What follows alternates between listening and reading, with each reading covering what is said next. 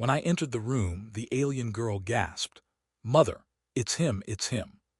Chapter 1 Summary. The story opens with Lieutenant Commander David Chen being escorted through the ornate corridors of the Velkari Royal Palace on the planet Velkara Prime. David is part of a human diplomatic delegation. Not a diplomat himself, but military escort assigned to protect the human ambassador during what's supposed to be a routine state visit to formalize trade agreements between Earth and the Velkari Empire. He's 34, career military, and has been doing diplomatic escort duty for 3 years since rotating out of active combat roles. It's usually boring work. Stand around looking professional while diplomats talk, ensure no one tries to assassinate anyone, go home. Today should be no different. The Velkari have requested a private audience with the entire human delegation, including military escorts. David doesn't know why that's above his pay grade, but he follows protocol. Formal dress uniform, sidearms secured but visible as diplomatic courtesy, professional bearing. The Velkari Palace is stunning. All flowing architecture and crystalline structures that catch light in impossible ways. David's been in enough alien buildings to not be too impressed, but this one is particularly beautiful. He's led into a private reception chamber along with Ambassador Rodriguez and 2 other military escorts. The room is elegant but not ostentatious, clearly designed for important but intimate meetings rather than grand state functions. And waiting inside are 2 Velkari, a woman of clear noble bearing, tall and imposing even by Velkari standards, wearing formal attire that marks her as extremely high status. And beside her, a young girl, maybe 12 or 13 by Velkari aging standards, though David isn't expert enough to be certain. The moment David enters the room, the girl's eyes lock onto him. Her expression shifts from polite diplomatic interest to shock so profound that she actually stumbles backward. "Mother," she gasps in Velkari that David's translator renders clearly. "It's him. It's him." The room goes completely silent. The girl is pointing at David with trembling hands, tears forming in her eyes. The older woman, the mother, immediately shifts into protective mode, moving between her daughter and the humans while simultaneously trying to assess what's happening.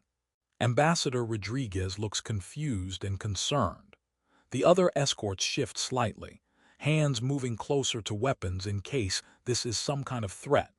And David stands frozen, completely baffled about why this alien girl is reacting to him like he's a ghost from her past. Chapter 2 Summary. Lyra, what is wrong? The older woman asks in Velkari, her tone commanding but concerned. "Why are you?" "It's him," the girl, Lyra, repeats, and now she's moving around her mother, approaching David with a mixture of awe and disbelief. "The mark, mother, I can see his mark. It's him, the one who saved me, the one from the fire." The older woman's expression shifts dramatically, from protective concern to shock that mirrors her daughter's. She looks at David with sudden intensity, her eyes seeming to search for something. "You," she says in accented but clear standard. "You are the one, you carry my daughter's soul mark." "I don't know what that means," David says carefully, very aware that this situation has gone from routine to potentially dangerous in seconds. "I've never met your daughter before. I've never been to Velkara Prime before this week." "Not here," Lyra says, still approaching. 7 years ago, the colony on Arcturus Station, the fire in the residential quarter, you carried me out. You saved my life." David feels cold recognition sliding through his memory. 7 years ago, Arcturus Station. He'd been stationed there during the evacuation crisis when a reactor malfunction had caused cascading system failures. There'd been fires, structural collapses, chaos. He'd been part of the military response, pulling people out of damaged sections, coordinating evacuations. He'd saved dozens of people that day, including, apparently, one Velkari child. "I remember Arcturus," David says slowly. "I was part of the rescue teams, but I pulled out a lot of people that day. I don't specifically remember." You told me not to be afraid, Lyra says, and now she's close enough that her mother tenses visibly. You said, I've got you, you're safe now. You carried me through the smoke and the fire. You gave me your oxygen mask because mine was damaged. You saved my life when the ceiling was collapsing. Fragments of memory surface. David does remember a child, Velkari, trapped in a residential unit. He remembers the ceiling starting to come down, remembers grabbing the kid and running, remembers his oxygen mask was working and theirs wasn't. But it was one rescue among many that day. He'd never thought about it again. I remember, David admits, but it was part of the evacuation. I was just doing my job. I didn't know who you were, I was just getting people out. You saved my daughter's life, the older woman says, and her voice carries weight that makes Ambassador Rodriguez shift nervously. You placed yourself between her and death. By Velkari law and tradition, this creates the Kalmara, the soul mark. You are bound to her, and she to you, across time and fate. Chapter 3 Summary. Ambassador Rodriguez steps forward carefully. Your Highness, he begins, and David realizes with cold certainty that the woman isn't just noble, she's royalty. I'm sure we can clarify this situation. Commander Chen was performing his duties during the Arcturus evacuation. Any assistance he provided was part of standard rescue operations, not intended to create any kind of legal obligation. The Kalmara does not require intent, the woman says. She introduces herself formally as Queen Sira Velkurin, which makes David's stomach drop because he's apparently accidentally bound himself to Velkari royalty. It is created through the act itself, placing oneself at mortal risk to preserve another's life without expectation of reward or knowledge of who is being saved. Commander Chen did this for my daughter. The bond is formed and recognized. Mother, you can see it, can't you? Lyra asks. His mark, I can see it as clearly as I see my own. He bears my soul mark. He is bound to me as I am bound to him. Queen Sira studies David with intensity that makes him feel like he's being examined at a molecular level. Yes, she says finally, I can see it. Faint, because he is human and not trained to recognize such things. But present, the Kalmara is real. She turns to Ambassador Rodriguez. Your commander has formed a soul bond with my daughter, recognized by our oldest laws. This creates obligations and rights that supersede diplomatic protocols. I must invoke the Kalmara formally, and he must respond according to our traditions. With respect, Your Majesty, Rodriguez says, Commander Chen is a human citizen under Earth military authority. Whatever traditions your people have, he cannot be legally bound by them without his consent and without Earth government authorization. The Kalmara exists regardless of consent or authorization, Queen Sira says. But I am not seeking to compel your commander through force. I am seeking to honor what he did for my daughter by explaining the obligations and rights his actions created, and allowing him to choose how to proceed. She looks at David directly. Commander Chen, will you hear what the Kalmara means? What your act of rescue 7 years ago has created? David looks at Ambassador Rodriguez, who gives a tiny nod. Hear them out, assess the situation, don't commit to anything. I'll listen, David says carefully, but I need to understand that I was just doing my job that day. I wasn't trying to create any kind of bond or obligation. I was pulling people out of a disaster zone. I know, Queen Sira says, and her tone softens slightly. That is precisely what makes the Kalmara so powerful. It recognizes selfless acts performed without calculation of benefit. You risked your life for my daughter without knowing she was princess, without expecting reward, without any thought beyond saving a child who needed help. That purity of action is what creates the bond. Over the next hour, Queen Sira explains the Kalmara. It's an ancient Velkari concept, soul mark that appears when someone saves another's life at significant personal risk without knowing the person's identity or status. To Velkari, such marks are visible psychically to those trained to see them, and they create permanent bonds between savior and saved. The bond grants both obligations and rights, Queen Sira explains. The one who bears another's mark has obligation to respond if the marked one faces mortal danger, to protect them as they were protected. But they also have rights: to claim place within the marked one's family, to access resources and support in times of need, to be recognized as honored member of the household, regardless of birth or status. Chapter 4 Summary. So you're saying that because I pulled your daughter out of a fire 7 years ago, I'm now legally part of your family? David asks, trying to process this. Not legally in the sense of formal adoption, Queen Sira clarifies, but spiritually and traditionally, yes. You are recognized as Kalmara bonded to Lyra. In Velkari society, this means you have permanent place in our household. You are considered family in all ways that matter, and you have both rights and obligations that come with that status. What kind of obligations? David asks warily. To respond if Lyra faces mortal danger, Queen Sira says, to protect her as you protected her before, to honor the bond by maintaining connection rather than treating your life-saving act as transaction that ended when she was safe. And rights, to claim sanctuary in our household if you need it, Queen Sira says, to access family resources if you face hardship, to be recognized as honored member of the royal house in public forums, to have your counsel sought on matters affecting Lyra's welfare. These are not trivial rights. They grant you status and protection that few outside the royal bloodline possess. Ambassador Rodriguez looks deeply uncomfortable. Your Majesty, with respect, this creates significant political complications. Commander Chen is a military officer with duties and obligations to Earth. We cannot simply accept that he's now part of the Velkari royal household without extensive diplomatic negotiation. I am not asking for your permission, Queen Sira interrupts, though her tone remains diplomatic. The Kalmara exists regardless of Earth's acknowledgement. But I am offering Commander Chen choice in how to proceed. He can accept the bond formally, integrating it into his life while maintaining his Earth duties.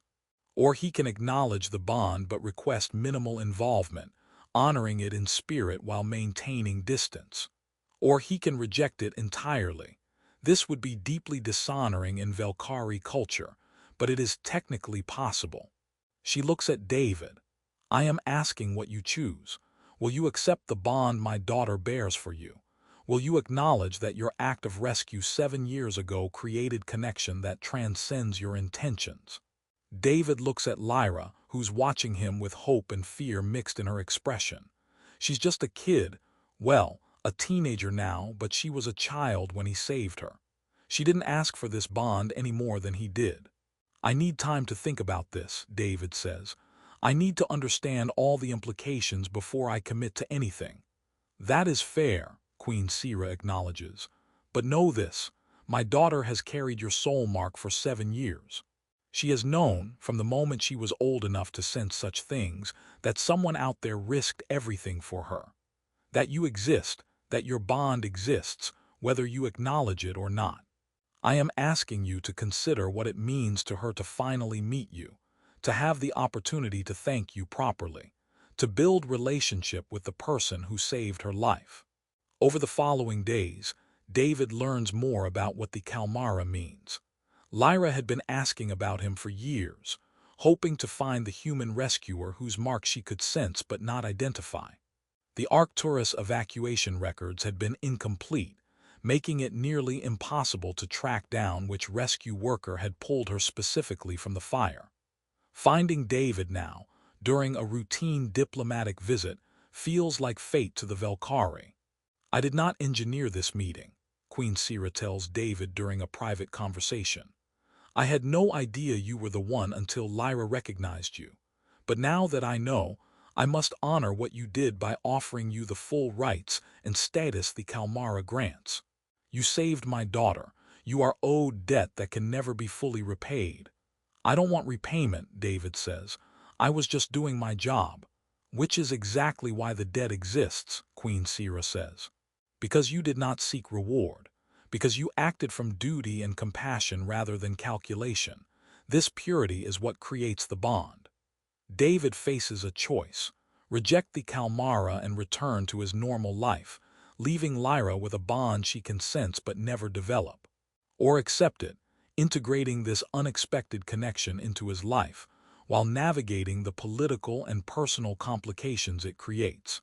He thinks about the terrified child he'd carried through fire and smoke, about the teenager who'd waited 7 years to meet the person whose mark she bore, about the fact that he'd saved her life without thinking twice, and that she'd been grateful ever since. "I'll accept it," David says finally. "The Kalmara, the bond, whatever it means. I don't fully understand it yet, and it's going to complicate my life significantly. But I'm not going to reject a connection that clearly matters to her just because it's inconvenient for me." Queen Sira's relief is visible. "Thank you. You honor my daughter and my house with this choice." The formal acceptance ceremony is conducted according to Velkhari tradition. David acknowledges the bond publicly, accepts his place in the royal household, and receives the marks of honored family member. Lyra cries during the ceremony, relief, joy, and 7 years of wondering finally resolved. Ambassador Rodriguez manages to negotiate terms that let David maintain his Earth military duties while honoring his Velkhari obligations. He'll visit Velkhara Prime regularly, be available if Lyra faces genuine danger, and serve as informal liaison between Earth and the Velkhari royal house. And David discovers that the terrified child he'd saved has become a thoughtful teenager with scientific interests, diplomatic skills, and genuine gratitude for the rescue she'd never forgotten. Over the following years, their bond evolves from legal obligation into genuine friendship. The human rescuer and the Velkhari princess, connected by one act of selfless courage that neither had intended to create lasting connection, but both chose to honor anyway. What began with a gasp of recognition becomes a relationship that bridges species and cultures, proving that sometimes the most important bonds are the ones we create without meaning to, and then choose to honor despite their complications. David never regretted running into that fire 7 years ago, and accepting the Kalmara that came from that choice proved to be one of the best decisions of his life.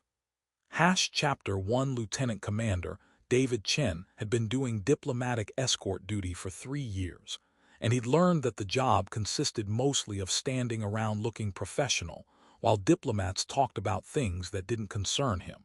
Today was shaping up to be exactly that kind of assignment. He was part of a human diplomatic delegation to Velkhara Prime, the capital world of the Velkhari Empire. The visit was routine. Formalize trade agreements, discuss security cooperation, strengthen the relationship between Earth and a species that humanity had established contact with only 15 years ago. David wasn't a diplomat. He was military, career officer, formerly special operations before rotating into diplomatic protection duties, after too many combat deployments left him looking for something less likely to get him killed. His job was simple: protect Ambassador Rodriguez, look professional, don't create diplomatic incidents, go home. The Velkhari royal palace was stunning in a way that David's military pragmatism struggled to appreciate but couldn't quite ignore. All flowing architecture that seemed to defy standard structural engineering, crystalline elements that caught light in impossible ways, designs that blended natural and constructed elements seamlessly. He'd been in enough alien buildings to not be overwhelmed, but this one was particularly impressive. The delegation was being escorted through ornate corridors by Velkhari palace staff toward what they'd been told was a private audience with members of the royal household. David didn't know the specifics. That was above his pay grade. But he followed protocol. Formal dress uniform, sidearms secured but visible as diplomatic courtesy, professional bearing that communicated capable protection without threatening posture. They were led into a private reception chamber, elegant but not ostentatious, clearly designed for important but intimate meetings rather than grand state functions. The room had maybe a dozen seats arranged in a semicircular pattern, with beautiful artwork that David assumed was culturally significant to the Velkari. And waiting inside were two Velkari, a woman of clear noble bearing, tall and imposing even by Velkari standards, which meant she was probably 6'3" or 6'4" in human measurements. She wore formal attire that even David's limited understanding of Velkari culture recognized as indicating extremely high status. Her features carried the elegant sharpness characteristic of her species, her skin showing the faint iridescent patterns that marked Velkari nobility, her eyes glowing with the amber light that suggested significant age and power. And beside her stood a young girl, maybe 12 or 13 by Velkari aging standards, though David wasn't expert enough to be certain. She was dressed formally but less elaborately than the woman, clearly important but subordinate in status. She had the same elegant features, the same amber eye glow, suggesting family relation. Ambassador Rodriguez entered first, followed by his senior aide. David and the other two military escorts followed, taking positions along the wall in standard protective formation, visible but not intrusive, ready to respond to threats but not suggesting they expected any. The moment David entered the room, the girl's eyes locked onto him. Her expression shifted so dramatically that David's threat assessment instincts activated immediately. From polite diplomatic interest to shock so profound that she actually stumbled backward, her hand going to her mouth. "Mother," she gasped in Velkari that David's translator device rendered clearly. "It's him. It's him." The room went completely silent. The girl was pointing at David with trembling hands, tears forming in her eyes.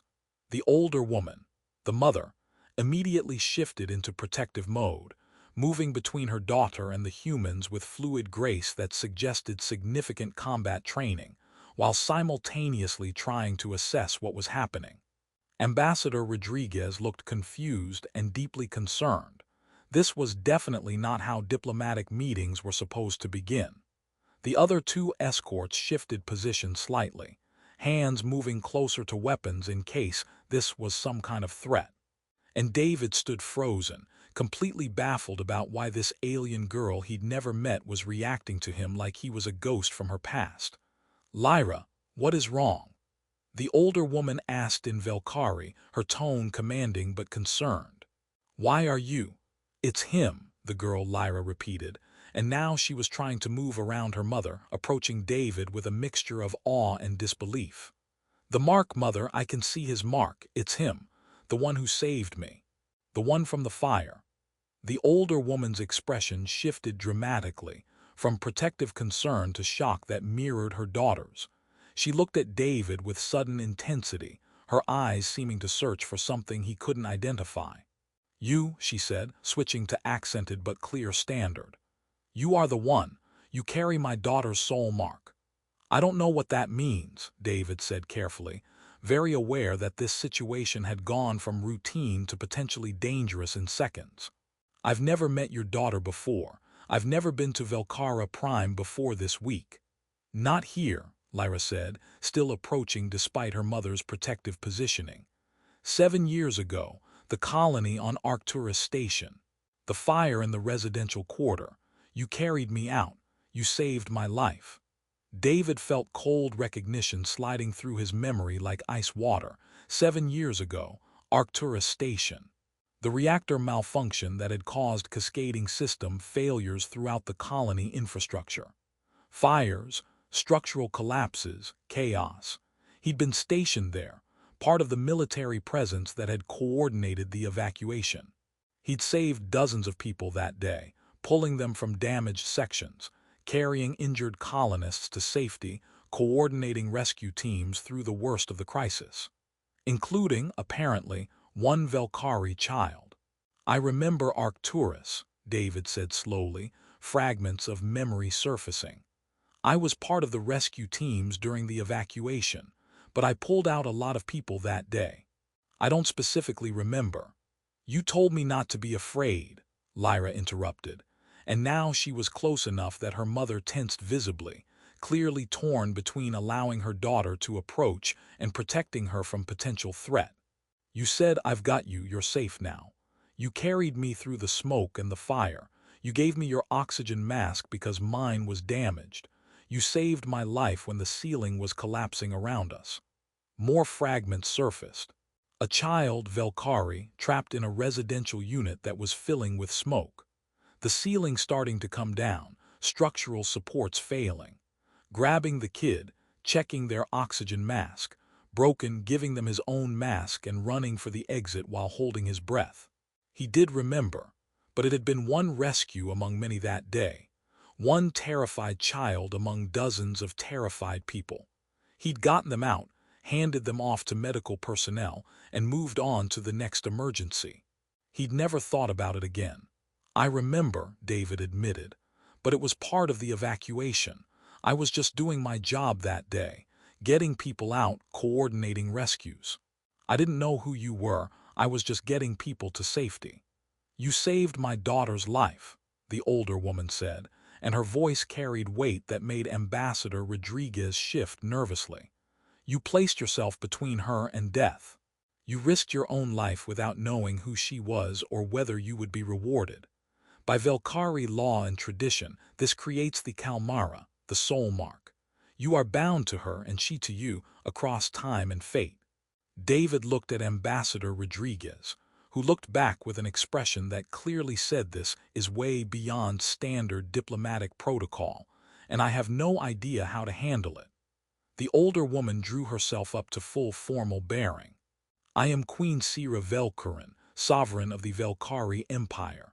This is my daughter, Princess Lyra, and you, Commander Chen, have formed a soul bond with her that our people have recognized for 7 years. We have been searching for you, hoping to find the human rescuer whose mark my daughter bears, and now, by providence or fate, you stand before us. David felt his stomach drop. He'd apparently accidentally bonded himself to Velkari royalty through an act of rescue he'd performed without thinking twice, and then completely forgotten. And based on Queen Sira's expression and the tears streaming down Princess Lyra's face, this was about to become significantly more complicated than a routine diplomatic visit. Chapter 2, Ambassador Rodriguez stepped forward carefully, his diplomatic training clearly struggling to catch up with the situation. Your Majesty, he began, his tone respectful but cautious. I'm certain we can clarify this situation. Commander Chen was performing his military duties during the Arcturus Station evacuation. Any assistance he provided to colonists was part of standard rescue operations, not intended to create any kind of legal obligation or bond. The Kalmara does not require intent, Queen Sira said, her tone carrying the kind of absolute certainty that came from discussing fundamental truths rather than debatable points. It is created through the act itself, placing oneself at mortal risk to preserve another's life, without expectation of reward and without knowledge of who is being saved. Commander Chen did precisely this for my daughter. The bond is formed and recognized by our people's oldest traditions. Mother, you can see it, can't you? Lyra asked, her voice carrying desperate hope. His mark, I can see it as clearly as I see my own. He bears my soul mark. He is bound to me as I am bound to him. Queen Sira studied David with intensity that made him feel like he was being examined at a molecular level, her amber eyes seeming to look through him rather than just at him. Yes, she said finally quietly. I can see it. Faint, because he is human and not trained to recognize such things in himself or others, but present. The Kalmara is real, formed 7 years ago and carried by both of them since. She turned to Ambassador Rodriguez.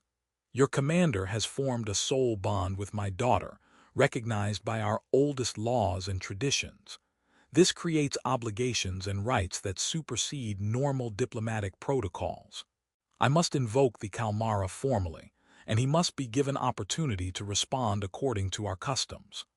With all due respect, Your Majesty, Rodriguez said, and David could hear the strain in his voice as he tried to navigate completely unexpected territory.